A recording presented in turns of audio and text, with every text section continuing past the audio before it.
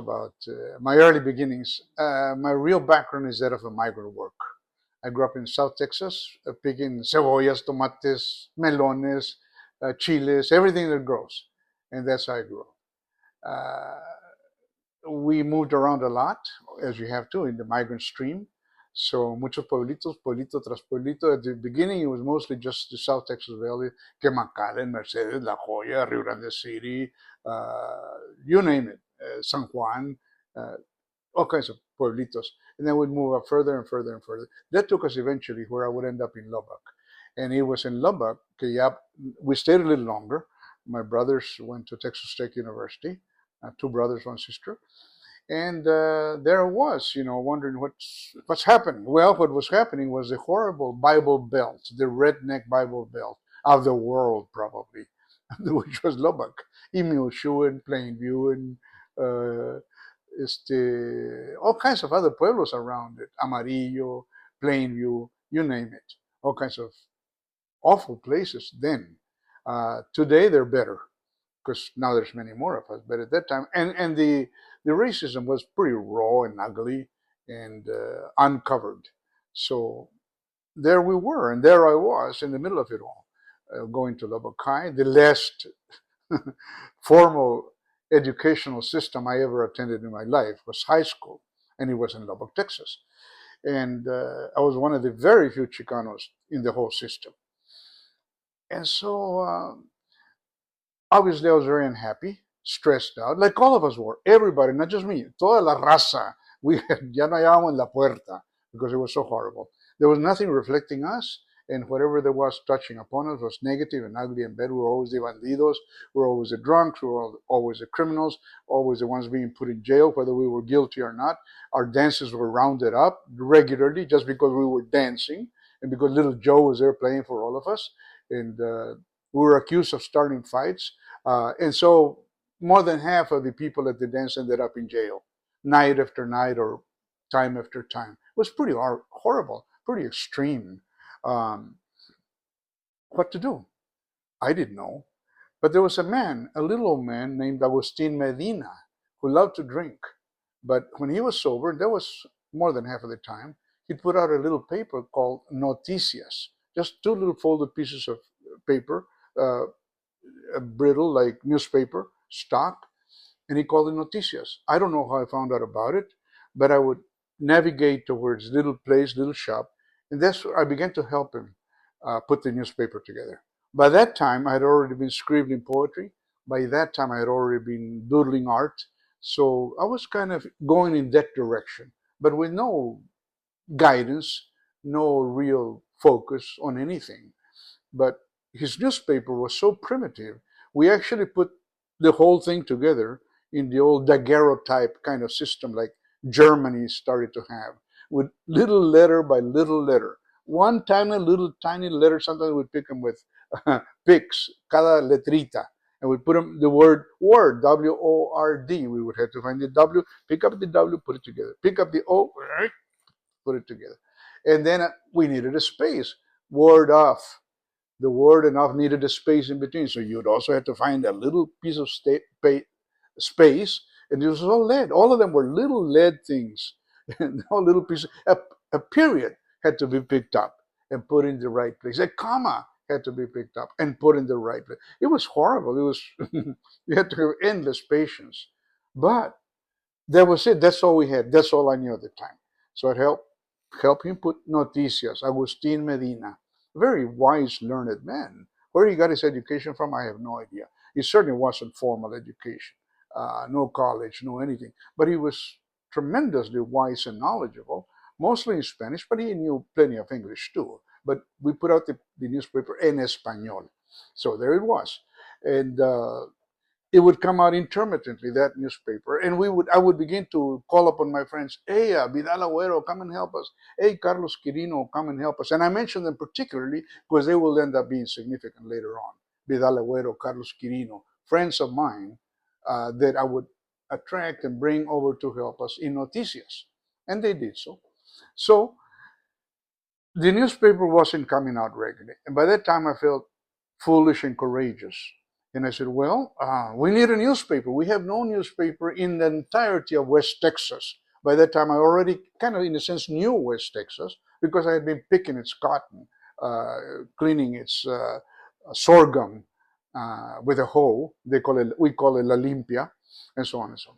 So uh, I came up with La Voz de los Llanos, 1968. In fact, I have some samples here. 1968. First newspaper ever in the entirety of West Texas.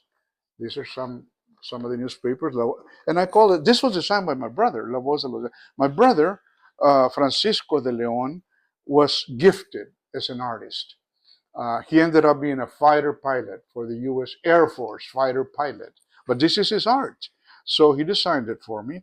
And here's, interestingly enough, already the first steps would be what we would grow up into and graduate into, which is teatro. Already I was reflecting el teatro de Luis Valdés, teatro campesino. He worked with Luis Valdés, Jose Otero from Lubbock, Texas. And these are some images of the teatro campesino. Let me open it up, of the Teatro Campesino that we brought to Lubbock, and also they were already playing by that time in California. Well, here's a brother of mine who ended up being in Vietnam, 2 tours, a different brother, Hector de Leon. I had two brothers. Hector de Leon, he ends up being as a captain in Vietnam because he lands up there as a second lieutenant out of ROTC, Lubbock, Texas Tech University. As soon as he lands there, he's made a captain, and he said, hey, I don't know anything about war. I don't know anything about battles. Well, but they killed all the officers, so you're the captain now. So he was made an instant captain in Vietnam. He ended up serving 2 tours in Vietnam. Fought in the worst encounter, 1968 Tet Offensive, one of the worst wars and battles in the whole history of wars and battles between, in this case, the United States and the Viet Cong. My brother was right in the middle of it. And the reason he survived, he says, because he was brown, because he could mingle with the Vietnam and the Viet Cong. So much so that at night he knew how to survive. He would leave his TV on, his black and white TV on, because the Viet Cong told everybody, don't bomb this particular hut, because they love to watch television through the slats. The places are made of reeds and what have you. He could see in the next morning all kinds of feet around his place, all the Kongs and the Vietnam watching his night TV that he'd leave on for them, for the enemy. And that's why they would not bomb his hut and his house, because he left the TV on for them all night long. And they loved to watch TV in the middle of the war. That's why he survived. He survived so much, and he could mingle so well with the Vietnamese people. He married a Vietnamese and brought her to the United States. My brother, Hector de Leon, captain. The other one was, he made it to major as an Air Force fighter pilot. I myself volunteered into the Army at the same time, in the time of war, but my parents became sick, and I was told by the military, we already have 3 of you. You go home and take care of your parents. And that's why I did not end up in Vietnam, but I was on my way.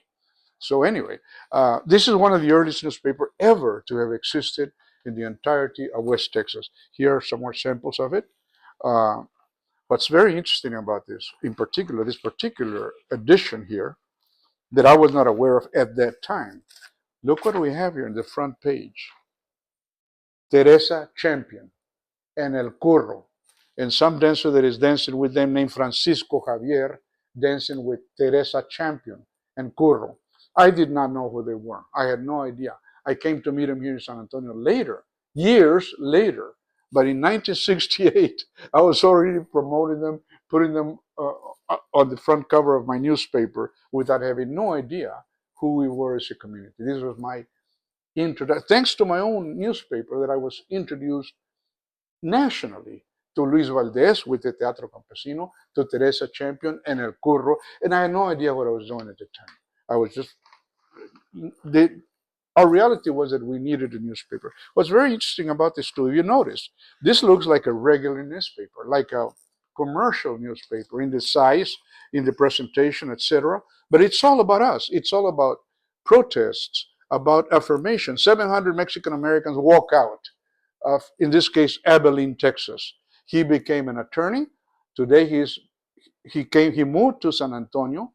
Andy Gamon, he is Dr. Andy Gamon, a musician. He majored in music, and today he lives in San Antonio. Dr. Endigam. Look at the little kid. He was a little kid then. When I'm putting him on, all those people, we were all, I guess I was not the only young person. There were little kids around me. High school. These are all high school kids. And now he's a PhD today in San Antonio, Texas. So all these things kind of promoted me, pushed me, uh, just kicked me into the reality of the people that we were becoming, because we still weren't. We're still kind of lost out at sea. We were just trying to survive, trying to get over the horrible racism, the horrible way we were treated, so many things. So I have quite a few samples here.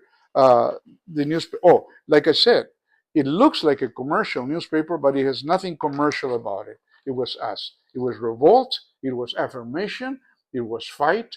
It was full of protests, marches. That's what the newspaper was about. I had a hard time keeping it up.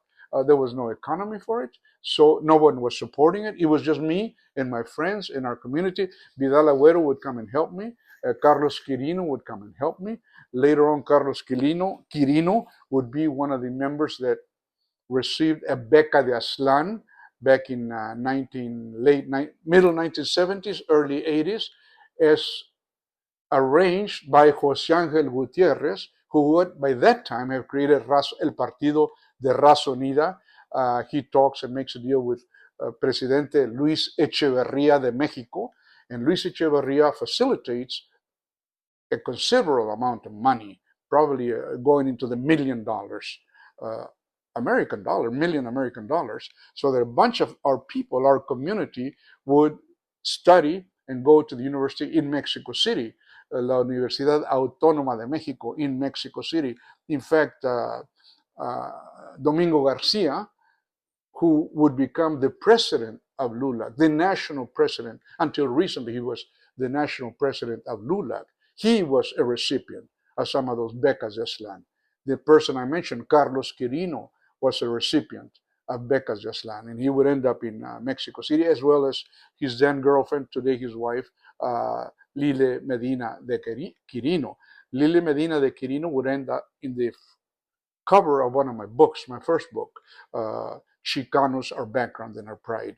Another recipient of the Becas de Aslan, that's what they were called, Becas de Aslan, was Jesus Medel of Houston, Texas. Jesus Medel would become the founder of Museo Guadalupe Aslan in Houston, Texas. So I have had the privilege of being surrounded by incredible people, all of us totally ignorant, all of us totally helpless, all of us totally unaware of what we could do for ourselves and or for our national community and or for the identity of us as a people. Uh, when I write in my poetry, yo caminé las calles con titanes, I walked the streets with titans, I mean that thoroughly, because I had the privilege of growing up with this incredible and awesome people. I had the privilege of being a friend of Cesar Chavez, of Reyes Lopez Tijerina of New Mexico, of Corky Gonzalez of Denver, Colorado, who would establish La Escuela Tlatelolco, and what was the name of his organization that he had in Denver? But I'll remember in a minute. But anyway, I was a friend of Jose Angel Gutierrez. Of all the people I've mentioned, specifically the four great founders and fighters for our community, Corky Gonzalez, Reyes Lopez Tijerina,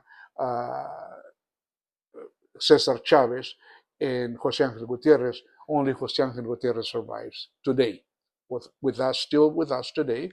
He's in California now, and he got his PhD and also became an attorney. So he's one of those rare individuals who has both a PhD and has become an attorney, and he was the founder of Raza Unida, and he's the one that negotiated the becas de Aslan for a lot of people from across the nation.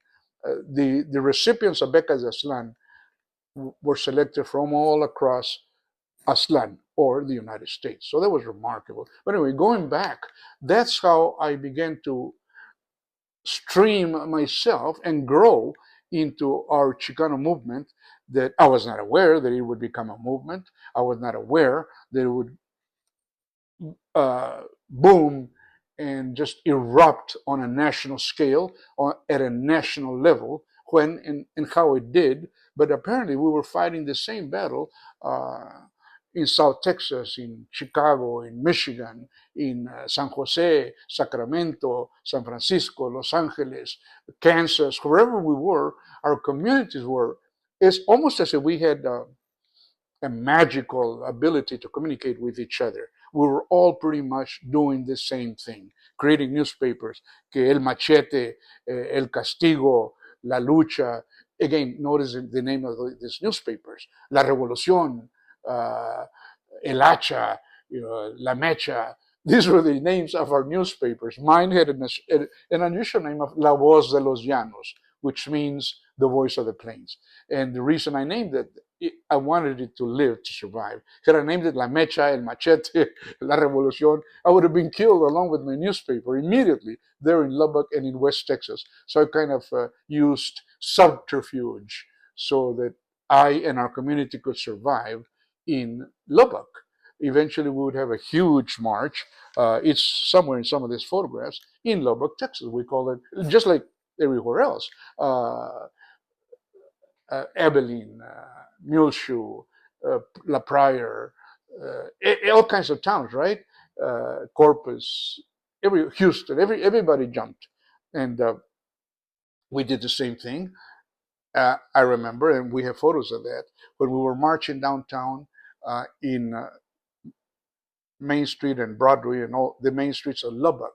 We went by and ended up at the court. They were waiting for us with high power rifles. The police and officers of Lubbock, Texas were waiting for us, and we have photographs of them at the top of the building with high power rifles pointed at us. And most of them were pointed at me because I was accused of organizing the big march. And I certainly I was part of it, but at that time, our priests were incredibly helpful in making it happen. Our church priests, and the reason for that, we're so pious. Our community is so Catholic. We had become cursillistas, which is a retreat, a 3-4 day retreat for men, separate for women, and that just kind of shows your being devout and your commitment to the church and to et cetera, et cetera. We we needed the church. And just as the church hurt us so much, and the Pope had literally sold us to Spain and to Portugal back in 1200, give or take, in 1300, 1400, well, the church came to our rescue. The total opposite of how they had pretty much hung us, put us on the line to dry. So they kind of owed it to us. And they were very wonderful, very supportive. And we already knew it. In fact, say Abilene, and there's some photographs of them here. I would go first to the priests in any community. Well, priest, this is this and that, and we need your help. And when they were reluctant, if I noticed they were Irish, I would say, well, Father O'Hare or Father O'Reilly, remember that it was the Irish that supported the Mexican defense when the United States invaded Mexico in 1846. It was St. Patrick's Battalion that came to the support of the Mexican freedom fighters because they felt an affinity with them, having suffered so much under England, the Irish themselves, having suffered so much under England. They knew then that it was a wrong and criminal invasion that the United States was doing against the Mexicans. So they were sent to fight the Mexicans, the St. Patrick's Battalion, but they decided to turn their own guns against the government that had sent them to invade Mexico, which was St. Patrick's Battalion. For that, most of them were marked with a T on their cheeks for traitor. Those that were not hung by the American government, the Irish that were not hung by the American government and who were allowed to survive were marked with a T. Uh, for the Anglos, it meant traitor. For the Mexicans, it meant Titan. It meant tremendo. The Mexicans saw a different image, and they very much respected and loved and appreciated the Irish warriors and soldiers who had gone to save them and fight with them. So much so that today there's an incredibly large group of soldiers, downtown Mexico City, statues of the Irish defending and fighting for Mexico. And everybody reveres that statue. And of course, Ireland has always loved and appreciated the Mexicans and vice versa. So anyway, so it's been a long, strange, incredulous, and marvelous, almost mythical, almost legendary journey to become who we are as a people today, to become la raza, the Chicanos that we are today. It has taken an incredible community across states, across cities, across lands, across borders, across migrant trailways for us to connect and to realize that we are not a white Anglo community living in the United States, that we're a very specifically different uh, culture, different people with a different history, a different background, a different set of values. Well, en cuanto a my involvement with teatro, and specifically with Chicano Teatro, and specifically with San Antonio Chicano Teatro, it happened in a fantastic and marvelous way. By that time, I had written my first book, Chicanos, Our Background and Our Pride. Now it's gone through several editions. Started in Lubbock, then it was again republished out of Denver, Colorado by Totinem Publication. This time, this particular edition is by La Universidad de Valencia in España. That's who republished it, and this is the latest edition. By that time, I had written books like I Will Catch the Sun, since translated into Quiero Pescar el Sol. This particular edition is a bilingual, bicultural edition. It is also being now translated into Chinese and other languages, also published in China in the Chinese language. By that time, I had created Chicano Popcorn, a series of all kinds of poetry, Spanish, English, bilingual, bicultural, much of it in Caló, which is the way we talk, La Tórica del Pueblo, La Tórica de la Raza. And then after that, of course, I created a screenplay for La Llorona, A Spirit Unable to Rest. This book was published both here in the United States and in Spain. It is available on most of my books are available on Amazon. But be that as it may, how I ended up here specifically was by that time I had met Efraín Gutierrez. By that time, Efraín Gutierrez had been doing fantastic work, specifically with his first movie, Please Don't Bury Me Alive, Por favor no me entierren vivo. And somehow we had already connected. By this time, a lot of us writers, poets, activists, etc., had already connected with each other. Éramos como los pueblos gitanos, que los gitanos, el pueblo Romani, hayan manera de comunicarse como pueden, pero ellos de la noche a la mañana ya están enterados de lo que ellos quieren. They know, they can communicate in magical ways. What are magical ways? Ribbons tied to a tree, certain colors, certain way they're tied. That's a message from one gypsy to another person. Rocks piled in certain ways wherever they need to be piled. That's another message the Roma people and the Romani use to communicate with each other. They have their ways to communicate that we don't know about. But we had done it the other way. We'd use telephone, letters, etc. And we knew each other. Ricardo Sanchez in El Paso, Texas. Octavio Romano in San Francisco. And so on and so on. All these wonderful, incredible people that we communicate. By that way, Efraín called me, Nephtalí, I want to bring the movie to Lubbock. Okay, great. And will you help me? Sure. And so I put notices in my newspaper and let people know there's interviews. And by this time we had Spanish radio, a little bit of Spanish television. We didn't used to have any Spanish radio, any Spanish television in Lubbock, Texas, and certainly not in the rest of West Texas. So, but by this time we had a little bit of it. So when Efraín gets there, people are very excited. They want to meet him. Everybody's. This is the first Chicano movie that anybody has ever heard about, ever. So the theater has lines and lines and lines all around, blocks and corners, and everybody was just excited to see it. And many people would bring their friends. The second, the third time around, they would want to see it again for second, third. It was a terrible movie, technical wise. It was horrible. The sound would go. The shadow would be so dark and take over the image. It was awful. But who cared? He had a fantastic story. And that's what we needed. We loved it. I loved it. Everybody loved it. We were not there to criticize. Well, how many millions did it take to make this movie? We knew it had been done with pan y tortillas y un taco de frijoles. We knew there was no money to. We already knew that. Nobody questioned it. So everybody loved it. Nobody ever said, "Hey, Efrain, what about this?" Nobody said. Everybody said, "Hey, Efrain, that's wonderful." I did, and everybody else did, because we were shocked. We were fantastically and happily and joyfully shocked that somebody had made a Chicano movie, and that was Efrain. So he will forever be in everybody's book as the magic maker of Chicano movies. Efrain Gutierrez from San Antonio, Texas. He's a magic man to this day. I have a great love and respect for him. Well, we hit it off immediately. We've become friends forever from then to this day, 50 years later. So it's incredible. So anyway, that happened, and I helped him a little bit more in other places around. But he came back very happy to San Antonio, etc., and that was it. But either a few days or weeks later, Sabino Garza, who had written the screenplay for the movie "Please Don't Bury Me Alive," I had already met, he shows up in Lubbock. Said, "Neftali, we'll come here with a proposition for you." "Oh, okay, tell me about it." "Would you consider moving to San Antonio? We have a job for you. We need a writer for theater. We need a writer for any other things that we're going to do, such as films and what have you." By that time, I had already been published. I had already published a book titled Five Plays. It was published by Totinum Publication out of Denver, Colorado. Five Plays.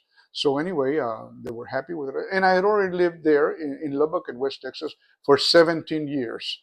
That's how many years I spent there. So I said, okay, I'll consider the change. And sure enough, that's how I end up coming to San Antonio, moving to San Antonio, thanks to Sabino Garza and Efrain Gutierrez and the people that already produced all these wonderful things.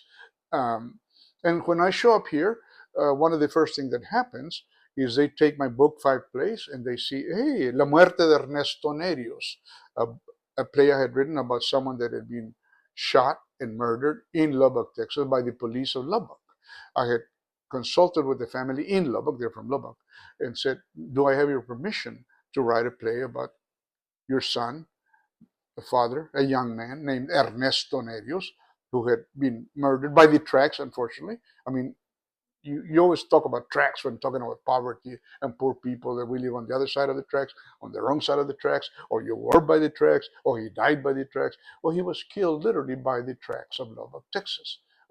He fell on them, the tracks, with shots to his body, accused of stealing candy from a local store in Lubbock, Texas, that he was armed. There was nothing on, no arms, nothing, not even a knife on him.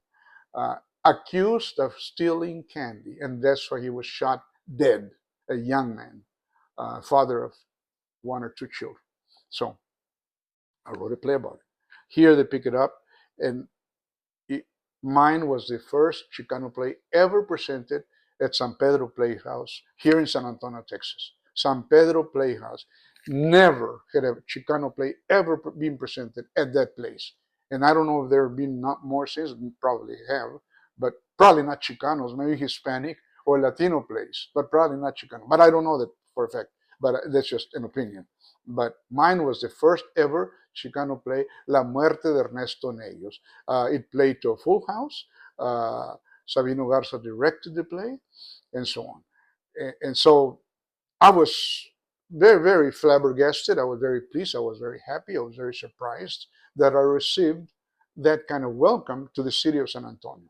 And from then on, of course, I wanted to do my best and be supportive. And that's where I start working with Café, Chicano Arts Film Enterprise, and Teatro de Sabino Garza. And that's where I met Larry Garcia and Savage, Rick. I forget Rick's last name. Savage. That's his name. That's how we knew him. And I was thoroughly delighted in meeting them and in working with them. Uh, the place was on, what's the name of the street? Not Commerce, but the next one.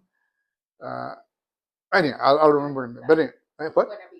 Buena Vista, precisely. It was Buena Vista Street where we had our office, and that's where I would work with them, and so on. Uh, by that time, also, I had, and one of the other reasons why I guess I was invited, I had established my own teatro in Lubbock, Texas. I had called it Teatro, that's simply Teatro Chicano, Lubbock, Texas. From there on, from there we were invited to perform in we begin to just circulate Texas-wide and a little into New Mexico. Corpus Christi, El Paso invites us. We go to Wilson, La Mesa, Amarillo, uh, let's see, so many other towns, Plainview, around us in Texas. And then we're invited to Artesia, New Mexico, to other places nearby Texas, but all in New Mexico. So we become a little interstate. And here we are all chiflados and thinking, man, we're getting big. But we never got anywhere. We never had any money. We barely got there. Most people didn't have money. We were not paid. We barely were able to get there and back. Nobody paid us a salary. And there were never any public funds then. We just did it on our own. Just we wanted to do it. So by that time, I had been a director, a playwright, an actor, and all those things it takes to make a teatro. And dealing with the scenery, of course, the costume. We did it all: costume, scenery, uh, teatro, acting, screenplay, playwriting, the whole works. We did it together. But I was the one writing the plays. So anyway, I began to do a little bit of that here. Uh, Already there were very well good people with much more experience than mine or me doing teatro here in San Antonio. And that's how I ended up.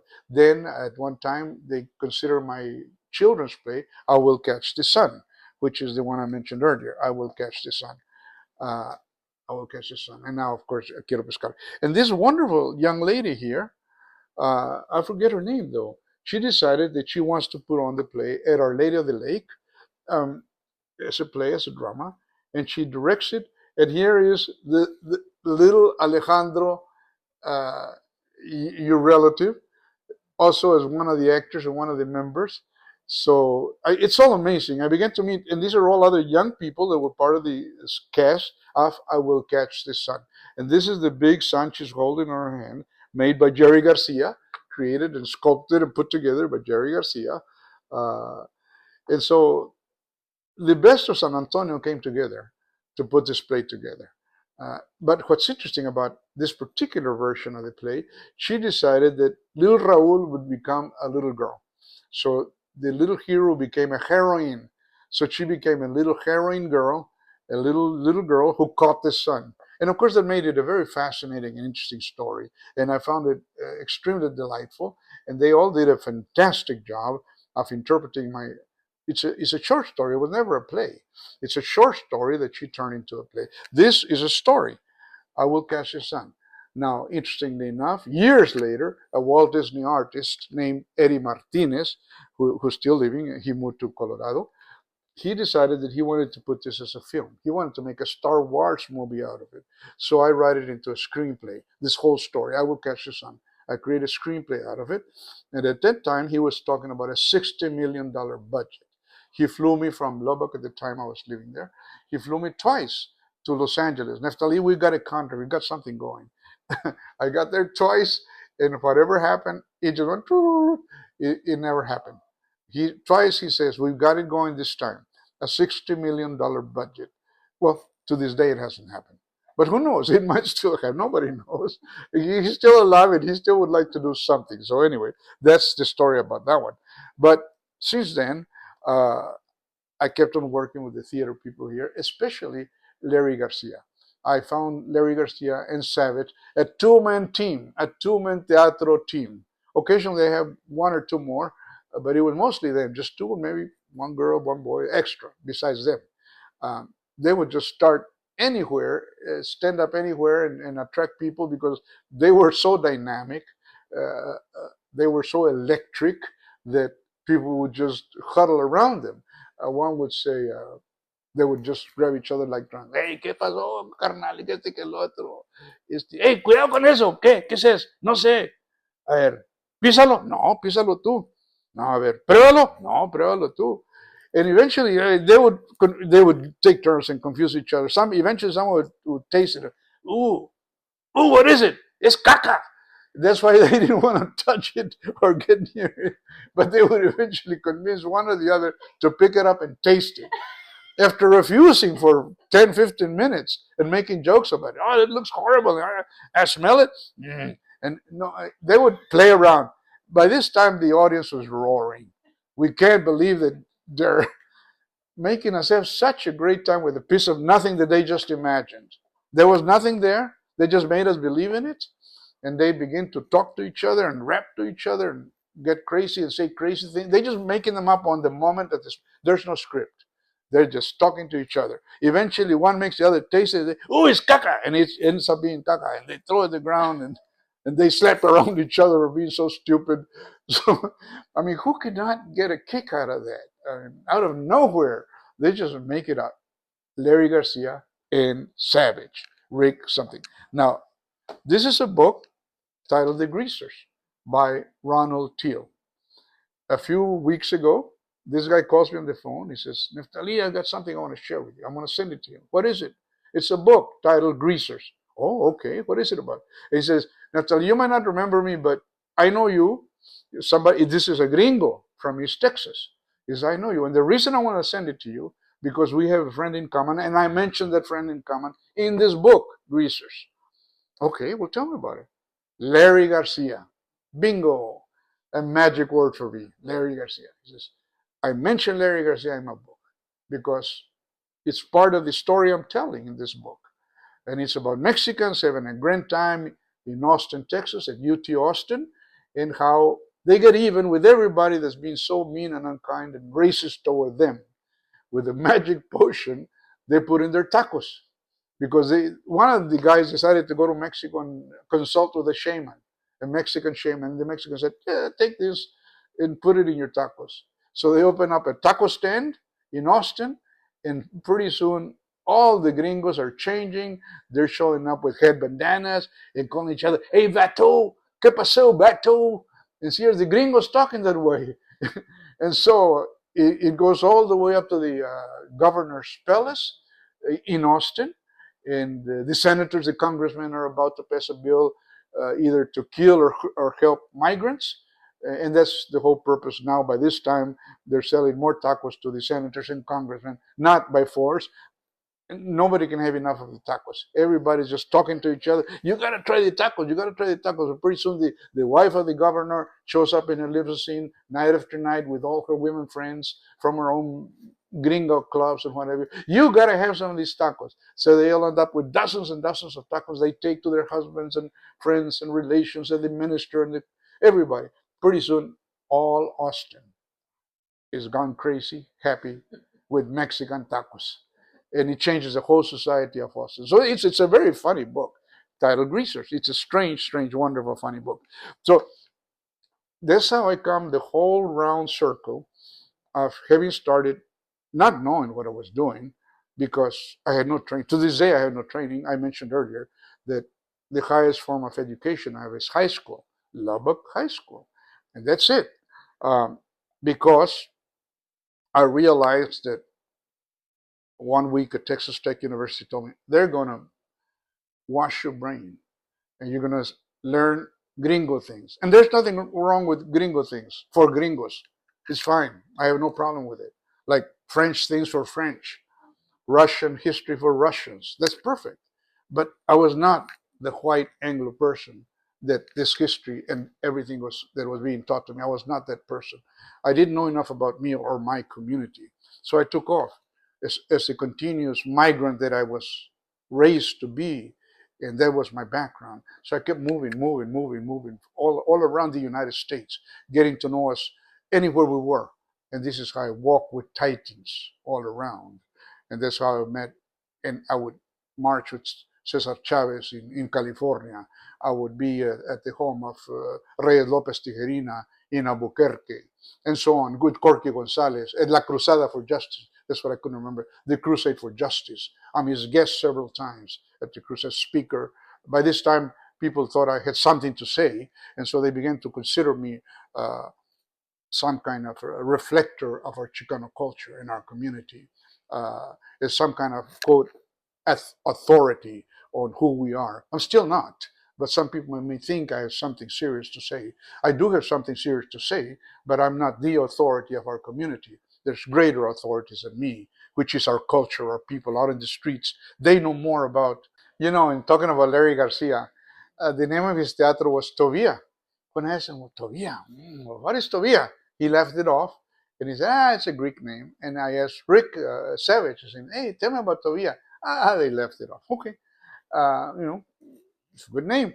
Tovia, Tovia Theater. Okay, what's okay? Good name. Why not?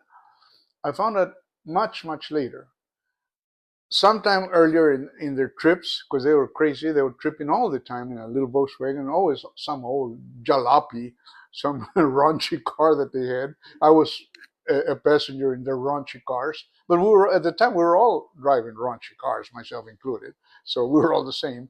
So anyway, they end up uh, kind of lost and penniless and just stranded in some northeastern city. I don't remember the name. I forgot which particular city, but they are stranded out in northeast United States or somewhere thereabout, and they have nothing. They don't know how to survive, how to make it, what to do. I mean, they're penniless, and so somebody they meet somebody and they've offered to clean up or do whatever in a little store, little pop mom store. And the guy says, well, okay, you can do this and that. Oh, well, where are you going to stay? We don't have a place to stay. Well, you know what? You can stay there in the little back room I have there. Oh, okay. So they stayed in the little back room of this guy. And he is the one that either the store was named Tovia or he had something, some relation with Tovia. He is the one that had the name Tovia. And Larry and Savage, when they're about to take off, say, well, how can we repay you? We don't have any way to repay you. How can we thank you for all you've helped us with? I mean, you let us live here and stay here, and now you even give us some extra money for us to get moving and get going. How can we? You know what? Don't worry about it. Just whatever you do, wherever you go, do something good for somebody else. That's how you will repay me. Bingo and presto, they took his name and named their own teatro after that good, kind gringo man helped him and provided for them, and he had the name of Tovia. And that's why they call their teatro Tovia Theater. Chicano.